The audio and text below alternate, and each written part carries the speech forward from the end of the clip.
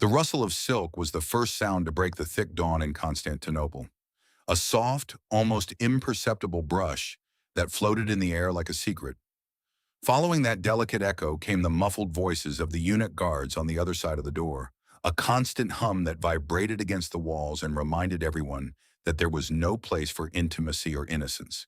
The air in the small chamber was saturated with smells, the expensive incense that permeated the fabrics, the sweet notes of orange blossoms rising from the palace gardens, and the invisible dust of a city that never slept.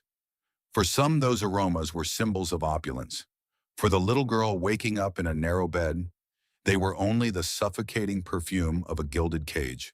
She was Theodora, barely 6 years old, the daughter of a bear keeper, locked in the Green Faction's complex next to the Hippodrome. Outside, Constantinople seethed with life. Merchants shouting their prices, charioteers preparing horses, criers announcing spectacles. Inside that room, however, reigned a silence that weighed like lead. For 3 days, the shadow of death had inhabited the house. Her father, Acacius, a strong man who tamed beasts with just a word and whose hands always smelled of hay and leather, had succumbed to a relentless fever. In his absence, the feigned opulence of mosaics and curtains was a cruel reminder of how fragile her world was. Fear had settled in the girl's stomach with the solidity of a stone. She knew, even though no one had told her, that with her father's passing, the faction's protection was also extinguished. What yesterday seemed like a safe roof was today a loan about to be brutally collected. In the adjoining room, her mother's sobs mingled with the distant clatter of buckets and chains, of wild beasts waking up for another day of spectacle. Life went on, indifferent to the small cataclysm devastating her family. Theodora's two older sisters were still asleep, huddled together for warmth. She, on the other hand, remained motionless, eyes wide open, listening. She listened to her mother cry. She listened to the indifferent world moving beyond the walls. And she also listened to the echo of a future that was already snapping shut like a padlock. What awaited on the other side of that door was not mercy, but destitution. The silk hanging on the walls did not belong to her. Neither did the polished stones of the floor, nor the glare of the gardens beneath the window. All of that belonged to the Green Faction, which now saw them as a useless burden. With Acacius's death, the debt was due, and the currency with which it would be paid would be them. The desperate widow and 3 girls too small to defend themselves. The little girl squeezed the threadbare blanket covering her shoulders between her fingers. It wasn't just the cold making her shiver, but the certainty that dawn would bring impossible decisions. If they remained in the complex, they would be despised, reduced to shadows. If they were expelled, they would fall into the streets of Constantinople, where the crowd roared with the same ferocity as the circus lions. In any case, Theodora's childhood was dying at that very moment, drowned by the weight of a destiny she could not yet fully comprehend, but already felt was inevitable. The Hippodrome roared in the distance, a deep echo that seemed to rock the entire city. For the powerful, it was the heart of the empire. For a 6-year-old girl, it was a cruel divinity demanding constant sacrifices. And in that suffocating dawn, marked by incense, tears, and silence, began the story of the one who would be remembered as the most powerful and most feared Empress Byzantium ever knew. A story born not of privilege, but of invisible chains in the dark art of surviving where mercy was non-existent. 3 days of silence broken only by weeping culminated in a morning of desperate anguish. Theodora's mother, with trembling hands, laid out on the bed the most dignified tunics they had left, those that had once shown off the vivid colors of the Green Faction, but were now worn out, with seams on the verge of tearing and fabrics as faded as her hope. Every stitch was a memory of borrowed prosperity. Every patch, the reminder of a life sustained by fragile threads. Dressing the girls in those clothes was like preparing a sacrifice, an attempt to convince the capricious gods that they still deserved clemency. The room smelled of withered flowers and fear. The mother clumsily fastened the buttons on Theodora's collar, her fingers frozen with terror. The girl remained motionless, feeling the desperate rush in that touch, as if every gesture were a farewell.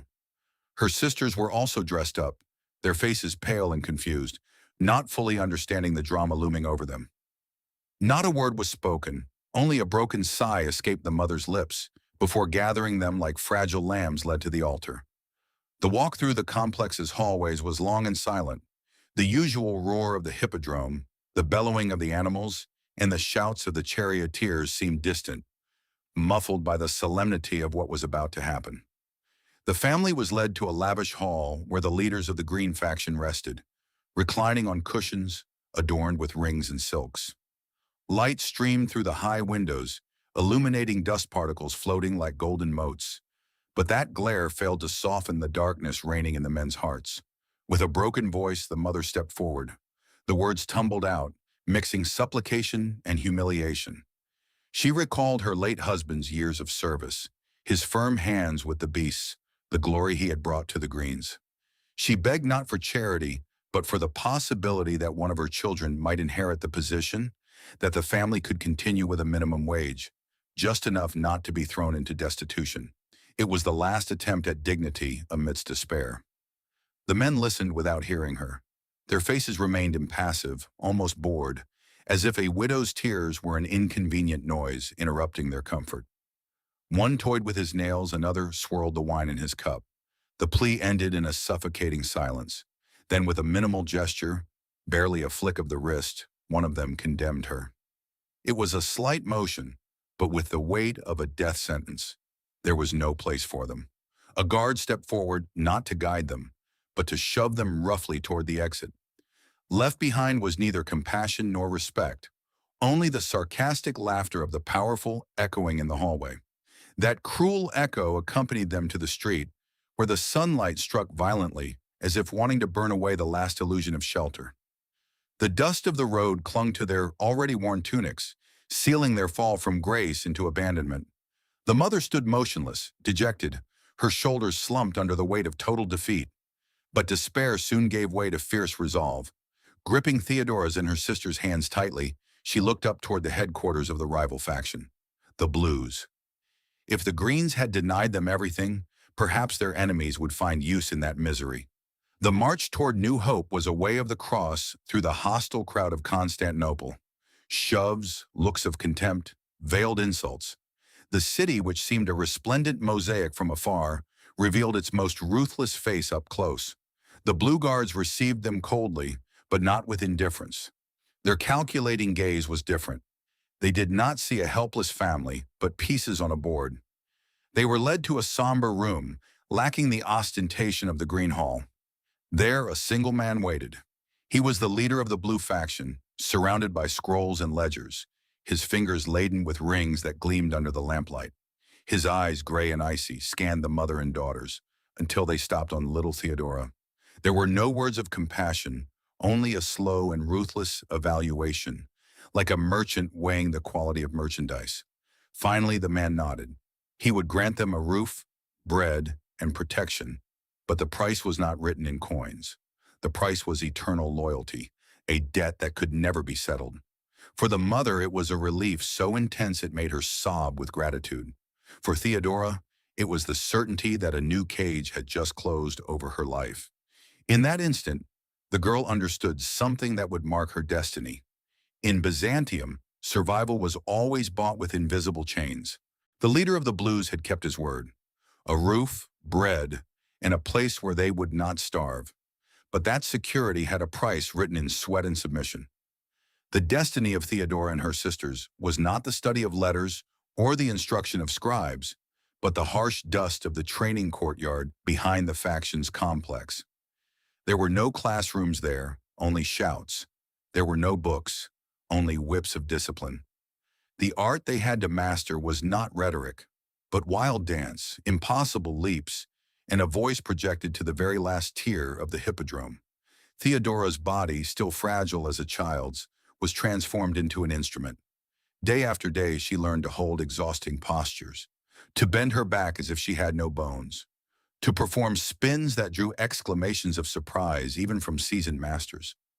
Her feet bled until they turned to calluses. Her muscles burned under the weight of endless rehearsals. But obedience was not an option.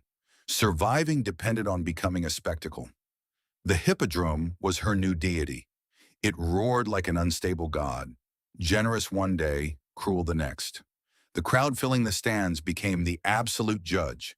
If an acrobatics routine dazzled, the ovations could elevate a girl to the clouds of fame, but if a gesture failed, the same audience threw rotten fruit with ruthless contempt. Her entire life was reduced to that brutal oscillation between ephemeral glory and relentless humiliation. Theodora learned to read the emotions of the crowd as a sailor reads the sea, guessing when a subtle gesture could draw laughs and when a calculated tear could provoke a murmur of compassion. She didn't just dance or act. She studied. She observed the senators, the magistrates, the officers mingling in the crowd. She imitated them in secret. The haughty step of one, the unctuous smile of another, the solemn gesture of a third. They were exercises that seemed like games, but in reality, they were lessons in the anatomy of power. Theodora soon understood that flattery could be as effective as a sword, and that a calculated look at the right moment could open invisible doors. At barely 10 years old, she already dominated the arena as if it were a natural stage. Her voice, trained to pierce the stadium's uproar, could seduce or thrill depending on the occasion. She discovered that emotion was currency, and that, if she knew how to spend it well, she could feed her family with tears or laughter. It was a brutal apprenticeship, but also a workshop where the steel of her spirit was tempered. However, behind the applause awaited another more bitter truth. Every flower thrown at her feet, every clamor of admiration, mingled with the lascivious stares of powerful men who did not see an artist but a passing object. After the performance, backstage, the whispers were disguised invitations, offers disguised as favors. Where the public shouted her name, the lords of power appropriated her person as if she were part of the show. The boundary between actress and slave was as thin as the veil covering her shoulders. It was then that Hylas appeared, a provincial governor from North Africa. He was not an indolent nobleman, but a man of real rank, hardened by the exercise of power rather than by leisure. He did not throw coins at the stage nor approach her in the crowd. He waited for the right moment, sought her out in private, and offered her something different. Not a fleeting night, but a way out. He proposed that she leave behind Constantinople, the hippodrome, the constant humiliation, and leave with him for Pentapolis as his recognized companion. For Theodora, that offer was an unexpected respite, an open gate in the wall of her destiny. It wasn't love, she knew that. Hylas did not speak of romantic passions, but of legitimacy, of a place by his side in distant lands. But for the young woman, marked by the routine of sweat, forced laughter, and invisible chains, that future meant a new hope. The possibility of ceasing to be a spectacle to become a woman with a name and rank. At barely 16 years old, she embarked on a journey that felt like a reprieve. As the ship carried her away from the city that had seen her humiliated and applauded, the sea winds struck her face like a baptism. Left behind was the inconstant roar of the hippodrome, ahead a horizon that promised freedom. For the first time, Theodora allowed hope to beat in her chest like a living flame. She did not yet know that this promise, like so many in Byzantium, would be as brilliant as it was ephemeral. The journey to Africa began with the illusion of a new dawn. Theodora, still a teenager, gazed at the horizon from the rail of the merchant ship taking them to Pentapolis. The sea, with its untamed vastness, seemed to erase the wounds of the past. The salty wind lashed her face, and for a moment she believed the invisible chains of Constantinople had dissolved in the waves. Hylas, the governor, treated her with deference. They walked together on the decks, shared dinners in cabins lit by oil lamps, and for the first time she tasted what it meant to be considered something more than an object. In the African province, the reception was solemn. Theodora walked through sunny courtyards and rooms open to the starry sky, dressed in dignified clothes served by silent slaves. Her days were filled with an unknown calm, and for a brief time, she believed she had left the dust of the hippodrome behind. She walked through the markets among perfumes and spices, and people looked at her with respect. Inside her, a voice began to whisper that perhaps she was being reborn, that she had escaped the destiny imposed by factions and crowds. But the mirage was short-lived. Governors, she knew all too well, were replaceable pieces on the empire's board. The order to return arrived like a dry clap of thunder. Hylas was to leave his post and return to Constantinople. The man who had been a refuge and a promise turned into cold pragmatism. His belongings were packed, his servants reorganized, and in that cruel inventory, Theodora was not included. Everything she had received, jewelry, dresses, protection, was revealed to be borrowed, never hers.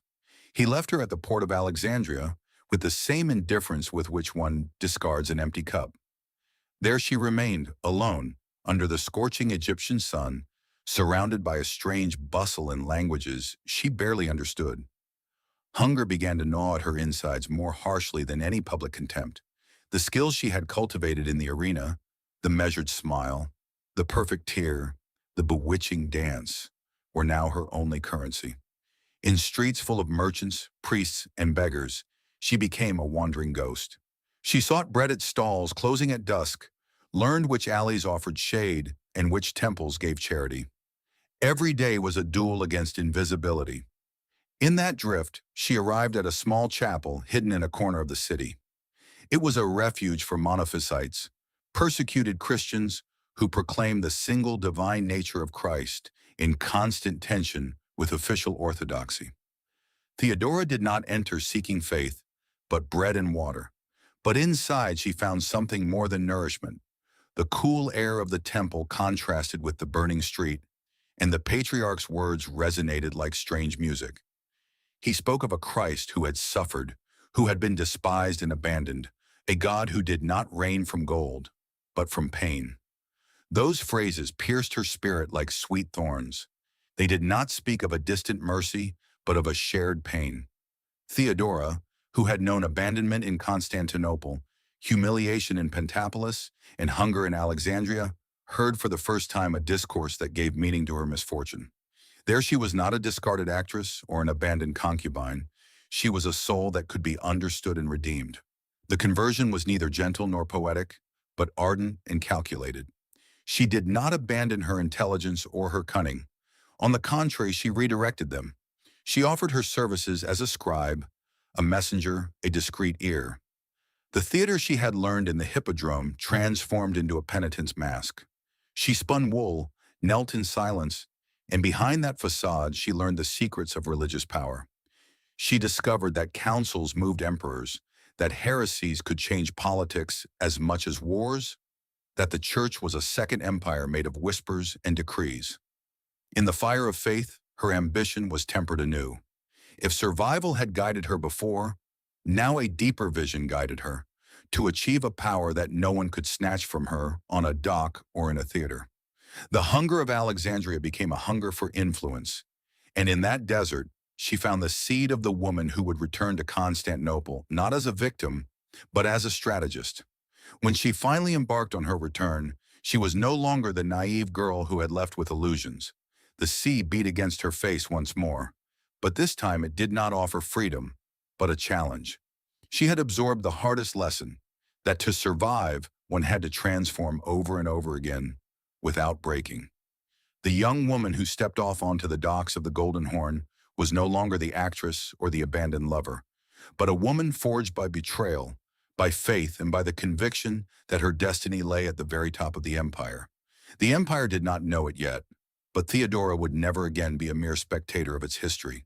The return to Constantinople was not that of a prodigal daughter or an artist seeking applause. Theodora returned as a woman transformed by hunger and humiliation, clad in a new armor, calculated humility. With the few coins she had gathered in Alexandria, she rented a small bare house on a hill overlooking the gleaming domes of the imperial palace. She was not looking for luxury, she was looking for position. Every detail was thought out: the austerity, the wool she spun every morning, the image of penance. The actress had died, and in her place stood the figure of a virtuous, pious, and hard-working woman. But beneath that mask beat a heart waiting for its opportunity. Sitting by the window, she spent hours with the spindle in her hand, spinning and observing. She watched the senators come and go, memorized the guard shifts, learned who met with whom. The constant hum of the spinning wheel was the metronome of her patience. She was no longer the puppet of the factions, but the spider at the edge of a web she wove in silence. She knew that sooner or later, someone important would see her. That someone was Justinian, nephew of Emperor Justin and tacit heir to the throne. A rigid man, more inclined to laws than to pleasures, with a reputation for being severe and obsessed with order. His passage through the streets provoked silence. His mere presence instilled respect. That day, as the procession passed in front of the humble dwelling, Theodora did not run to look or lower her eyes as others did. She simply raised her head with serenity and looked directly at him, without servility or defiance, with a calm that disconcerted him. That crossing of gazes was the spark.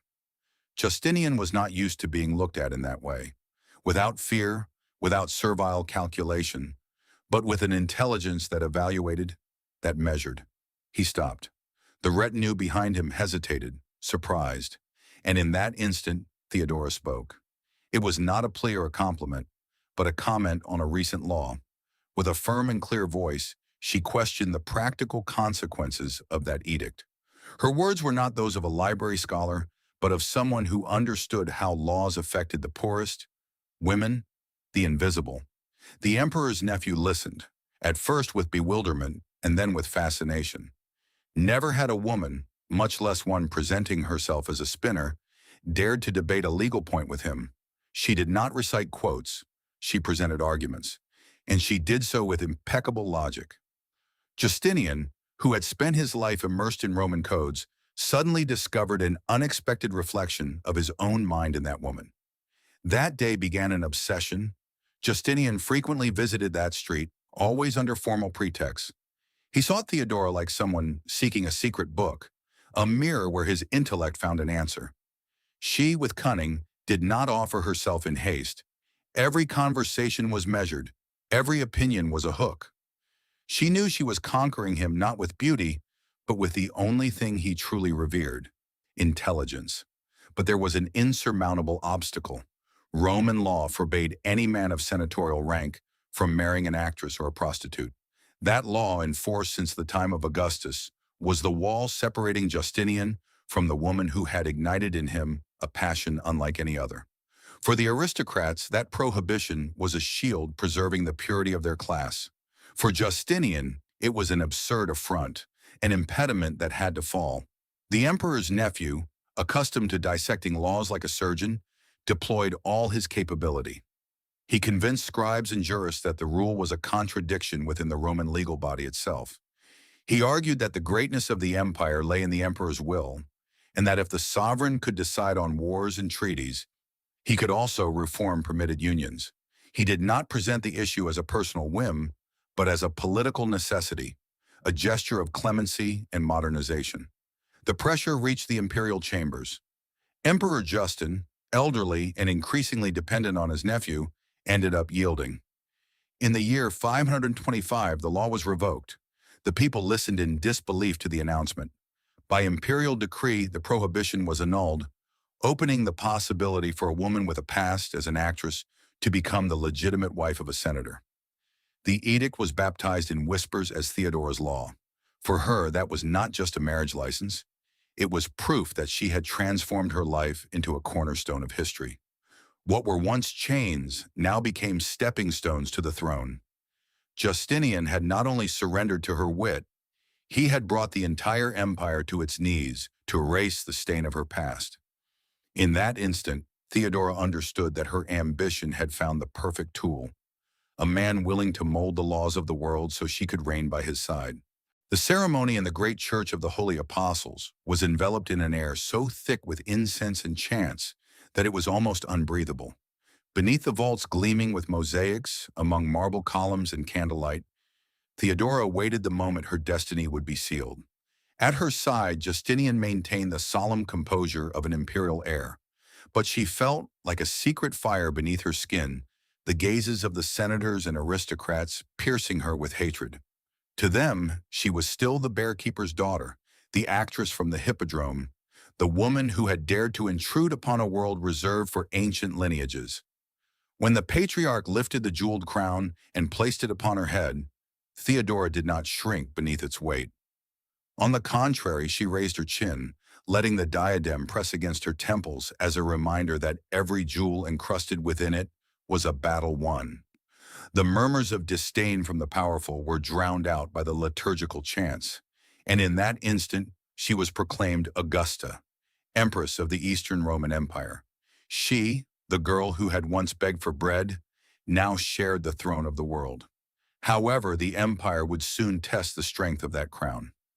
In January of the year 532, the Nika riots erupted. What began as a protest by a few malcontents over a botched execution transformed into a firestorm that devoured Constantinople. The green and blue factions, eternal rivals in the hippodrome races, momentarily forgot their enmity and united in a common hatred. Fury against Justinian and, above all, against the empress they considered unworthy. The roar of the crowd pierced the palace walls like a hammer. Outside, flames devoured avenues, temples burned, and cobblestones were torn from the streets to become projectiles. Constantinople trembled as if the very ground wished to expel its sovereigns. The shouts no longer demanded reforms or clemency. They demanded the emperor's head and Theodora's downfall. Inside the palace, the chaos was absolute.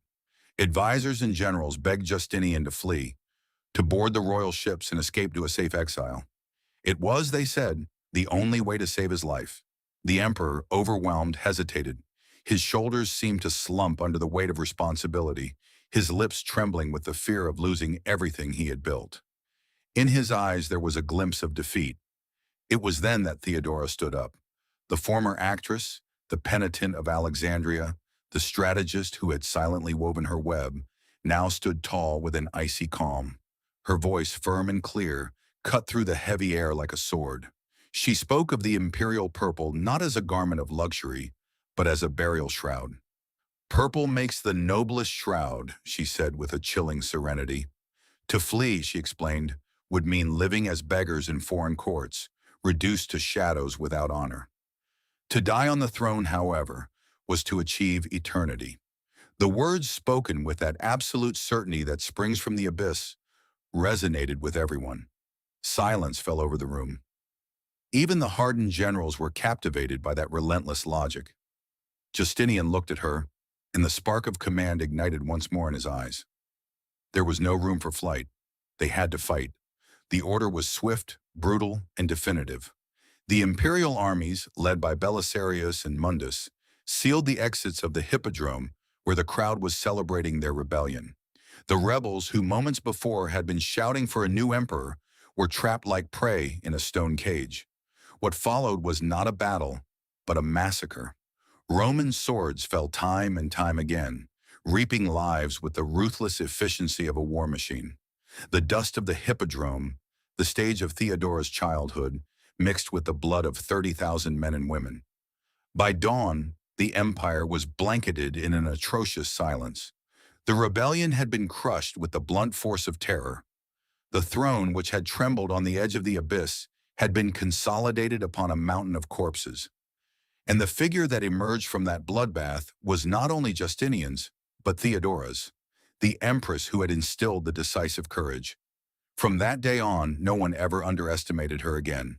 She was no longer the actress, nor the concubine, nor the poor girl. She was the woman who had looked the empire in the eye and forced it to obey her will.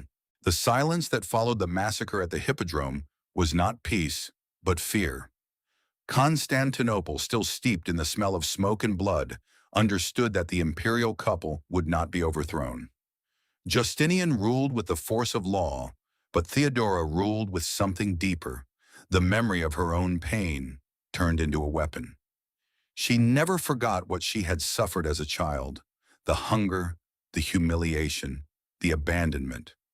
And that memory became the root of the reforms that would define her legacy. She decreed laws that rescued women forced into prostitution, tearing them from the clutches of pimps and offering them safe havens. She created institutions where mothers could retain custody of their children, a right previously denied to them. She promoted the establishment of convents and workshops where destitute young women could work spinning wool, building not only a livelihood but also dignity. Every decree was a personal reparation, a response to the injustices she and her mother had endured. It was not soft mercy, but a harsh justice, born from the experience of one who had felt the sharp edge of contempt firsthand. Her word was not an ornament in the imperial councils. It was a command. Chroniclers admitted it with suspicion. Theodora was not a consort, she was a co-regent. Where Justinian imposed laws with his juristic rigor, Theodora added the perspective of the dispossessed, the toughness of someone who never wanted to be a victim again. Her most visible legacy rose upon the smoldering foundations of the empire. Following the riots, the Church of Hagia Sophia had been reduced to ashes. Theodora championed its reconstruction with a grandiose vision, a temple whose dome would seem to hang from the very sky. Under the direction of the architects Anthemius and Isidore, and funded by the gold of the imperial treasuries, a masterpiece was erected that defied the laws of architecture. When the new Hagia Sophia opened its doors, its golden dome shone like a sun over the city, reflecting the glory of Byzantium and the indisputable power of its empress. It was more than a church, it was a manifesto, a declaration that, even if flames could ravage the capital, she and her empire would always rise again, stronger and more dazzling. For 2 decades, Theodora remained a central figure of power. Foreign ambassadors feared her counsel as much as Justinian's, and her name was spoken in markets and taverns with a mixture of respect and dread. She had gone from being a spectacle in the hippodrome to becoming a symbol of relentless power. And yet, in the final years of her life, another battle began to be waged in silence. Physicians called it a silent affliction, an illness that advanced stealthily. Today we know it was cancer, an invisible enemy consuming her body from within. Pain became her constant companion, an intimate torture that sapped her strength while she maintained a serene face before the court. She did not allow the empire to see her weakened. Just as she had endured the chains of childhood and the humiliation of abandonment, she also endured the illness with the same iron will. In the year 548, Theodora died in her imperial chambers. She was barely 48 years old. Justinian, who had loved her with a devotion that defied laws and customs, was devastated. He ordered her to be buried in the Church of the Holy Apostles, dressed in the purple she had defended with such pride. She was not remembered as a concubine, nor as an actress, nor as an unworthy foreigner. She was entombed as Augusta, the legitimate and all-powerful empress of the empire. Her figure was forever etched in mosaics and chronicles. In Ravenna, even today, the gleam of the tiles displays a majestic Theodora, her gaze fixed, as if still keeping watch from eternity. Her story remains an uncomfortable one. A woman born into poverty who suffered the abuses of a ruthless society, who was treated as an object and as refuse, and who, instead of breaking, turned those wounds into the most resplendent crown in the Roman world. Because in the end, the most fearsome thing was not the degrading practices that tried to destroy her. The most fearsome thing was that this woman, against all expectations, discovered the power she held within herself and used it to remake an empire. That was Theodora's true victory, proving that even from the depths of humiliation, a queen destined to change the course of history could be born.